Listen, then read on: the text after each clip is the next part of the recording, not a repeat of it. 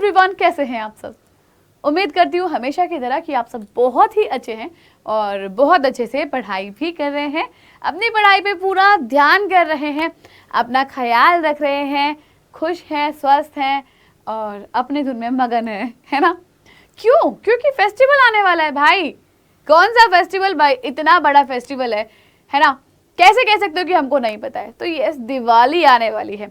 तो दिवाली में क्या है ना कि मेरे पास ऐसे अभी कुछ टाइम पहले से ही बच्चों के ना मैसेज आने शुरू हो गए कि मैडम इतना सारा सिलेबस है, हाँ इतना सारा सिलेबस है, दिवाली के साथ कैसे करें इसको कंप्लीट, कैसे करें मैम, समझ में नहीं आ रहा है। तो मैंने कहा चलो ठीक है भाई, आपकी इस समस्या का, इस प्रॉब्लम का हम समाधान करते हैं, ठीक है। और मिलेंगे एक वीडियो में एक नए सेशन के साथ जहां पर हम बहुत सारी चीजें इससे रिलेटेड डिस्कस करेंगे, ठीक है। मुझे पता है दिवाली है, आप सबको बहुत ज़्यादा एंजॉय करना है। मैम दिवाली है, क्या ही करेंगे अभी पढ़ के, तो ये अपने दिमाग में लाना भी मत, क्योंकि दिवाली जहाँ निकली ना बेटा, क्योंकि पूरा वो जो वीक है ये ऐसा है कि एक के बाद एक, एक के बाद एक, एक के बाद एक इतने सारे फेस्टिवल पड़ जाएंगे कि कब आधा आपका महीना निकल जाएगा ना पता भी नहीं चलेगा आपको। और फिर आपके पास समय कहाँ बचेगा ज़्यादा। फिर आपकी दिसंबर की छुट्टियां शुरू हो जाएंगी, है ना। फिर जनवरी में अलग से छुट्टियां कि अरे अब तो जो है क्या बोलते हैं, गवर्नमेंट के रूल आ जाते हैं कि कभी कभी कि भाई ठंड बहुत है, कोहरा बहुत हो रहा है, तो स्कूल बंद कर दो। कैसे पढ़ाई होगी फिर बताओ। तो बेटर है कि ये जो छुट्टियां मिल रही है इसका यूज करना, ठीक है। तो देखते हैं आपकी परेशानियों के साथ साथ आपके सॉल्यूशंस हैं, आपके लिए सॉल्यूशंस भी हैं यहाँ पर, ठीक है। तो आगे बढ़ जाते हैं और बात करते हैं कि भाई फेस्टिवल आ रहा है, पढ़ाई में मन नहीं लग रहा है, समझ नहीं आ रहा है। मैंने आज अभी बोला कि भाई दिवाली आ रही है, किसका मन नहीं करता है मम्मी के साथ किचन में बैठ के, जो मम्मी खाना बनाएगी, पकवान बनाएगी बढ़िया बढ़िया, अरे मम्मी ये बना रही हो तो चलो मैं भी हेल्प कर देती हूँ, है ना। पापा लाइट्स लगा रहे हैं तो अरे पापा आप लाइट्स लगा रहे हो तो चलो मैं आपकी हेल्प कर देता हूँ। शॉपिंग करने जा रहे हो तो चलो मैं भी चलता हूँ या मैं भी चलती हूँ, है ना। नए नए कपड़े खरीदने हैं, है ना। तो फेस्टिवल आता है तो ये सारी चीज़ें तो हमारे माइंड में ऑलरेडी आ जाती हैं। और इन सब चीज़ों की वजह से क्या होता है, हमारा मन नहीं लगता है पढ़ाई में, है ना। मन नहीं लगेगा फिर कुछ समझ में भी नहीं आएगा कि क्या करें। तो यहाँ पर कारण क्या है इसका, ये देख लेते हैं कि मन क्यों नहीं लग रहा है आपका पढ़ाई में। सिंपल सी चीज़ है कि पढ़ाई में मन नहीं लग रहा है, मैंने बोला कारण, है ना। आलस आ जाता है कि यार कैसे, अभी तो हमने ये काम किया है, हम थक गए, वो काम किया है, थक गए, मेहमान आके गए हैं, उनके सेवा पाने में समय निकल गया, थक गए, एक्सेट्रा एक्सेट्रा, बहुत सारे रीजन है यहाँ पर आपको आलस आ जाता है। फिर कुछ बच्चों के मेरे पास मैसेज आए हैं कि मैम घर में ना बहुत सारे काम है, मम्मी कहती हैं छुट्टियां हैं तो तुम छुट्टियों में जो है ना मेरी मदद करो, मैं अकेली कब तक लगी रहूं।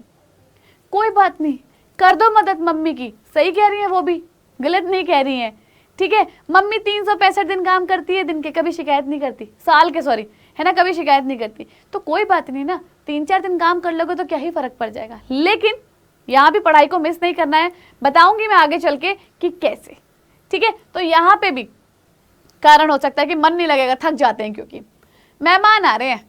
अब मेहमान नवाजी, क्योंकि हमारे भारतीयों में कहा जाता है मेहमान भगवान समान होता है, बहुत ख्याल रखा जाता है मेहमानों का, है ना। आदर सत्कार में कमी नहीं होनी चाहिए, तो बिल्कुल नहीं होनी चाहिए भाई। फिर इतनी मेहमानदारी हो जाती है कि हम खुद थक जाते हैं, या तो जब मेहमान आते हैं हम तब भी थक जाते हैं, जब हम किसी के मेहमान बन के जाते हैं तब भी थक जाते हैं, है ना। फिर टाइम टेबल फॉलो करूं तो कैसे करूं, इतनी सारी चीजों के साथ ये भी हो जाता है, कैसे करूं, क्या करूं, कब करूं और क्यों करूं, ये भी बोलते हो फिर आप लोग, है ना। उसकी वजह से स्ट्रेस आ जाता है आपको, अरे भगवान अब मैं क्या करूं, इतनी सारी दिक्कतें। तो ये सारे के सारे कारण हैं जो क्या होते हैं, आपको आपके जो गोल होता है उससे हटाने की कोशिश करते हैं, है ना। फिर कि ये प्रॉब्लम सिर्फ एक अकेले बच्चे की नहीं है, ये जो परेशानी है सिर्फ एक अकेले बच्चे की नहीं है, यकीन मानना ऐसे लगभग बहुत सारे बच्चों के मेरे पास मैसेज आए हैं, ठीक है। कि घर में हम काम कर रहे हैं मैम, हम थक जाते हैं, पढ़ाई में मन नहीं लग रहा है, मेहमानदारी में लगे हुए हैं, हम मेहमान बन के जा रहे हैं, मेहमान हमारे घर में आ रहे हैं, और इन सब चीज़ों से बहुत ज़्यादा स्ट्रेस हो रहा है क्योंकि हम पढ़ाई नहीं कर पा रहे हैं, टाइम टेबल फॉलो ही नहीं कर पा रहे हैं कि जो हम बना रहे हैं, ठीक है। तो लगभग ये सभी की यही परेशानी है भाई, सिंपल सी चीज़ है। तो क्वेश्चन यहाँ पर आता है आपके सामने क्या क्वेश्चन आता है? तो क्वेश्चन है भाई आपके सामने कि इतना सिलेबस कम टाइम में कवर कैसे करें, क्योंकि आपके पास 1 2 3 सब्जेक्ट ही नहीं है, और भी बहुत सारे सब्जेक्ट, मतलब अगर मैं इससे बायो की बात करूं तो बायो के अलावा आपके पास और भी बहुत सारे सब्जेक्ट्स हैं, ठीक है, फिजिक्स है, केमिस्ट्री है ना, और जिनके पास बायो नहीं है उनका मैथ्स आ जाएगा, ठीक है, उसके साथ साथ किसी के पास हिंदी है, किसी के पास कंप्यूटर है, किसी के पास फिजिकल एजुकेशन है, किसी के पास जो है दूसरी अदर लैंग्वेजेस भी हैं, ठीक है। तो बहुत सारा सिलेबस है, बहुत सारी चीज़ें हैं जो आपको यहाँ पे कवर करनी है सिलेबस कम टाइम में। तो कैसे काम चलेगा, कैसे होगा, है ना? तो देखो एक चीज सोचो यहाँ पर ना, थोड़ा सा सोचो सोचो सोचो सोचो, ठीक है, दिमाग लगाओ। क्या आपको ट्रैवलिंग पे अगर जाना होता है तो आप क्या काम करते हो जब ट्रैवलिंग पे जाना होता है? तो ट्रैवलिंग पे जाओगे तो अपने साथ क्या क्या सामान रखोगे, यहाँ पर क्या रखोगे, सोचो। ऑब्वियस सी चीज है ना, जो आपको लगेगा ये मेरी जरूरत का सामान है मैं वही रखूंगी, सिर्फ एक्स्ट्रा सामान मैं कोशिश करूंगी मैं रखूं ही ना। जैसे मुझे पता है मुझे टूथब्रश चाहिए, मुझे पेस्ट चाहिए, मुझे मेरे फेस वॉश भी चाहिए, है ना, अच्छे से कुछ कपड़े भी चाहिए, उनके साथ शूज चाहिए। ये कुछ चीजें ऐसी हो जाएंगी कि हाँ ये मेरी नीड की है ही है, मुझे चाहिए ही चाहिए, है ना। पानी की बोतल जरूर रखूंगी ट्रैवलिंग के टाइम के लिए, ठीक है। तो हमारा जो सिलेबस होता है ना बेटा, वो भी बिल्कुल ऐसा ही होता है। हमें पता होता है कि हमारी जरूरत क्या है, हमें बिल्कुल मालूम होता है, लेकिन हम क्या करते हैं, हम इग्नोर करते हैं। तो यहां पर अपने सिलेबस को ना अपना ट्रैवलिंग समझो, ठीक है, कि ये मैं ट्रैवल कर रहा हूं और मुझे पता है कि मेरे सिलेबस में मुझे क्या क्या पढ़ना है, ठीक है। तो यहाँ कुछ टिप्स हैं जिनको हम फॉलो करते हैं, है ना। उन टिप्स को फॉलो करके आप ट्राई करना कि ये जो वेकेशंस आपको मिल रहे हैं दिवाली के साथ साथ, आप कैसे अपना कोर्स कंप्लीट करोगे। बिल्कुल एकदम फोकस होकर ध्यान पूर्वक सुनना। हाँ, कि पहला आपने बोला, पहला मैं बताती हूँ, डोंट रीड एवरीथिंग। ऑनेस्टली जरूरी नहीं है कि सब कुछ पढ़ो, नहीं है जरूरी, ठीक है। लिमिटेड टाइम है आपके पास, राइट, लिमिटेड टाइम है, जरूरी नहीं है कि सब कुछ पढ़ोगे आप, कि भाई हमें पता है कि दिन के हमें 8 घंटे तो सोने ही सोने हैं, है ना। तो यहाँ पर क्या करना है आपको, जैसे मैंने आपको क्या बोला, ट्रैवलिंग पे जाते हो आपको पता है आपको क्या रखना है और क्या नहीं रखना है, बहुत अच्छे से आपको मालूम है। तो यहाँ पर वही चीजें हैं कि सिलेबस की अगर हम बात करते हैं तो आपको पता है आपको क्या पढ़ना है ना, क्या पढ़ना है आपको बहुत अच्छे से मालूम है, ठीक है। लिमिटेड टाइम है तो आपको जो लगता है कि ये चीजें इंपॉर्टेंट है आप उन्हें पढ़ो, ठीक है। Next, less is more. इस कॉन्सेप्ट को समझो कि हम कैसे होते हैं कि ये भी कर लो, वो भी कर लो, ऐसे भी कर लो, वैसे भी कर लो, और उन सब चीजों के चक्कर में सब कुछ मिसअप हो जाता है, मतलब कि खिचड़ी पक जाती है। तो जो हमको आया हुआ होता है ना, हम वो भी भूल जाते हैं। जनरली ये देखा जाता है कि बच्चों के साथ ये दिक्कत होती है। तो यहाँ पर चैप्टर्स को इवेल्यूएट कर लो अपने, ठीक है, इसको क्या कर लो, इवेल्यूएट करो चैप्टर को, कि ज्यादा इंपॉर्टेंट कौन से चैप्टर हैं आपके, है ना, और किसका कितना वेटेज है। ये इंपॉर्टेंट चैप्टर देख लो और उसका वेटेज देख लो, कितने मार्क्स के चैप्टर आ रहे हैं। तो जो ज्यादा मार्क्स वाले चैप्टर हैं उनको कवर कर डालो पहले, जो भी ज्यादा मार्क्स के चैप्टर हैं। और इसका एक बेस्ट तरीका पता है क्या है, लास्ट 5 ईयर के क्वेश्चन पेपर उठा लो, लास्ट 5 ईयर के। अब उन क्वेश्चंस को आप पढ़ो, देखो कि अच्छा इन चैप्टर्स में से ये क्वेश्चंस इतने मार्क्स के हैं, आपका सिलेबस ऐसे ही कंप्लीट हो जाएगा, ऐसे ही हो जाएगा, ठीक है।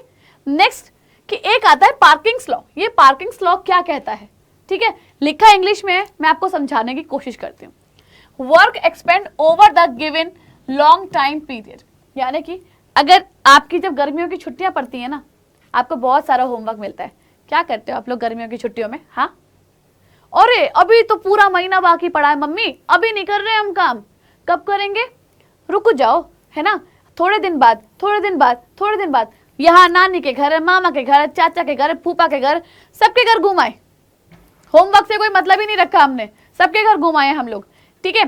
फिर क्या हुआ, उससे टाइम कितना बर्बाद कर दिया। अब जब हफ्ता भर रह गया आपके पास, फिर क्या हुआ, हाँ उसके बाद क्या हुआ, हफ्ता भर रहने के बाद, अरे यार मैंने तो ये काम नहीं किया, मेरा तो वो काम छूट गया, ऐसा छूट गया, वैसा छूट गया।